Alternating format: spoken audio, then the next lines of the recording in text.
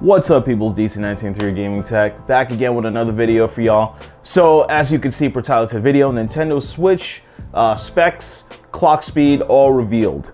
Now before we get into the actual video, I'm not saying I'm tired of this stuff because it generates views on my channel, so it seems kind of ironic saying it, but whatever happened to being surprised or being notified by the general public, not the general public, the actual manufacturer of the hardware specifications? Whatever happened to that?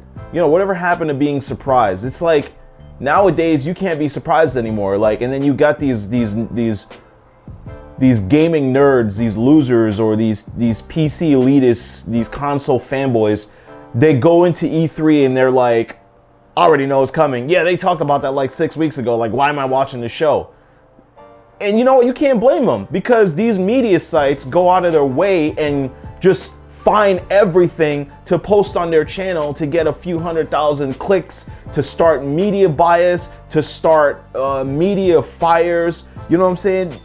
Whatever happened to just being surprised? Whatever happened to 2003, going watching the E3 event or reading up on the E3 event and then finding out stuff you never heard of before?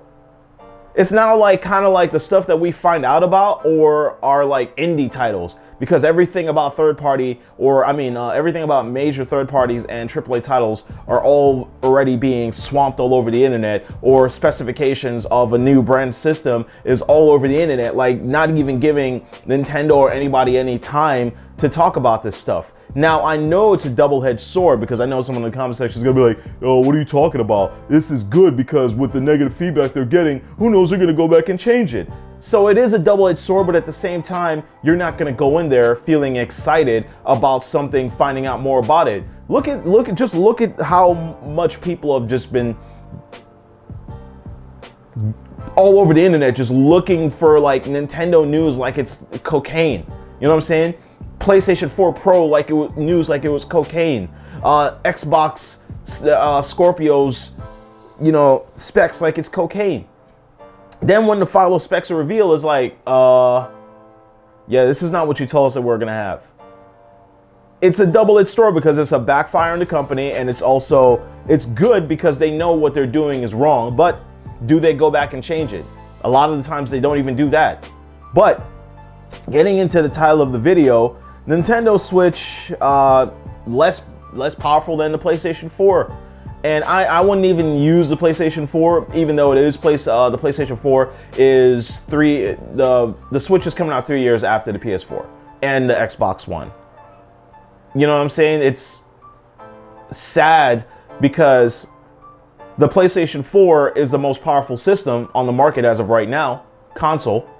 And the Xbox One is the most weakest console of this generation. Well, not really, because the Wii U was also a part of this generation, and then it just got canceled, just complete kaput, and then they just killed it. So that was the weakest one. But between the two big competitors, the Xbox One is the weakest of them all. Regardless if you're a fanboy or a diehard Xbox fan, it is factual that it is the least powerful system. It is. It's factual. And I'm not even talking about the Pro, I'm talking about the original Xbox, the PlayStation. So now the Switch comes out and it's less powerful than that system. And I'm not even going to go into like deep detailed specifications. Everything that they've been you know, like Emily Rogers or whatever that girl's name is, they've been saying all this stuff about the Switch, and you know, stuff that we want to hear, like Tegra 2, custom Tegra 2, 1.4, 1.5 teraflops, 4 gigs of DDR4 memory. A lot of that's coming out to being negative now. And I know that this could be rumors. There's nothing official from Nintendo. These are just specifications as leaked. You know what I'm saying? We don't know if these are actual factual information. But at the same time, if it is, this is a little saddening and, you know, hurts a little bit deep in the heart, because you guys know I'm a big Nintendo fan. And regardless of the jacket and the hat, regardless of the jacket and the hat. I know y'all like this jacket, by the way. Yeah, launch. That's when gaming came, bro. Anyways, so well, not for me. Gaming came for everybody else. You know, Nintendo, ColecoVision, Atari 600. You know what I'm saying. You know what I'm saying. But anyways, the specifications of this is underwhelming, but there's a double-edged sword here again. For instance, Nintendo is calling this a home console because you can hook it up to your TV. Now, granted, like I've stated in the before, once you hook it up to the dock itself, the dock makes it a little bit more overclocked to run much more, I don't know, I guess 10 to 20% more powerful once it's connected to the dock, connected to TV. That's already factual. That's already came out. So yeah, I was right about that. Like I always am. But anyways, the system itself is using a lower processor than we thought. I think it's like a custom Tegra 1, but this is not factual. Again, this is rumor. And if that's the case, third-party games are not going to run well. And then you could hear it in the developer's mouth. For instance, the developing team over for Dark Souls 3 said that they got it up and running to their liking. Now, we both know that they don't mind you playing Dark Souls 3 with like 30 to 24 frames on a console. So if that's to their liking, that means this thing isn't powerful enough to run that game really well. It's not. So what happens to the other third party? You know, they showed Skyrim.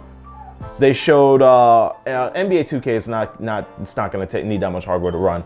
But they call this a home console, and as you can see the video behind me, they were basically showing off adults playing adult game. I'm not gonna say mature rated games, you know, for teenagers and higher. But with all these specifications leaking now, it's not what we want. It's not what I want. But for the handheld portion of it, it's amazing.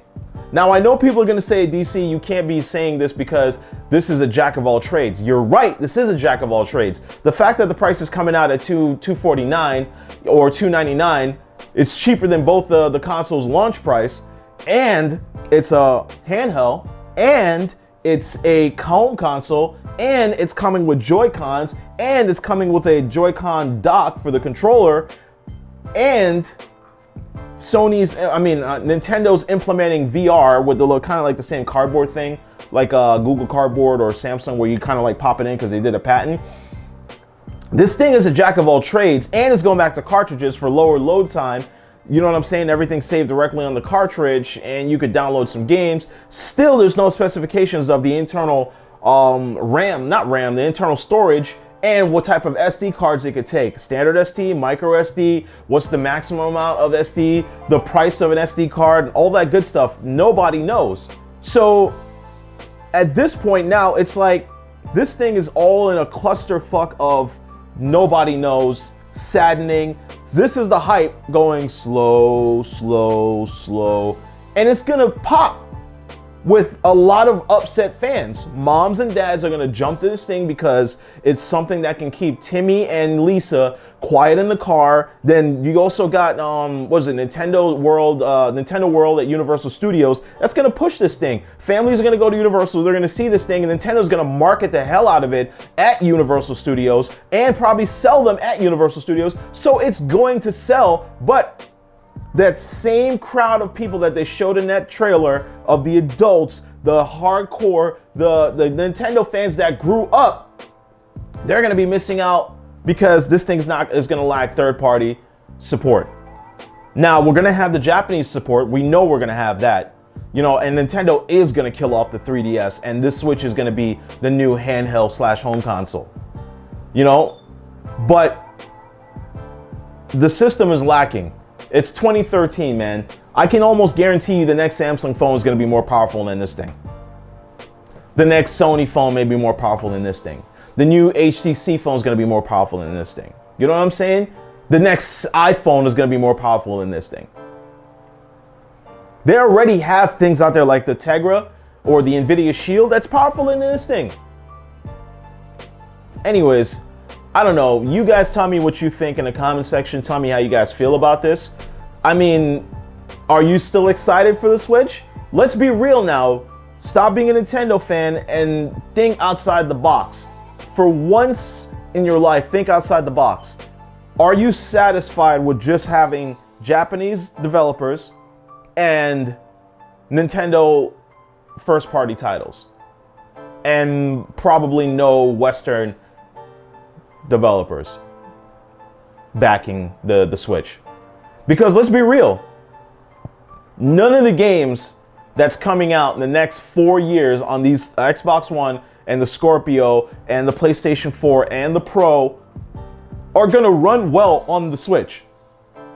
Now, the one good thing that I've heard is that there is no lack of performance drop on the TV going to the handheld. That's cool, but still no battery life, less powerful. And I know that it has to be less powerful in order for it to work and give you good battery life.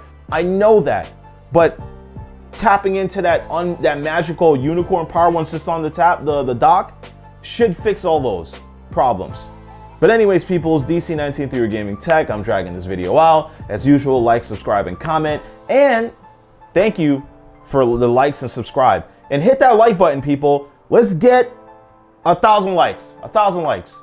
1,000 likes. 1,000 likes.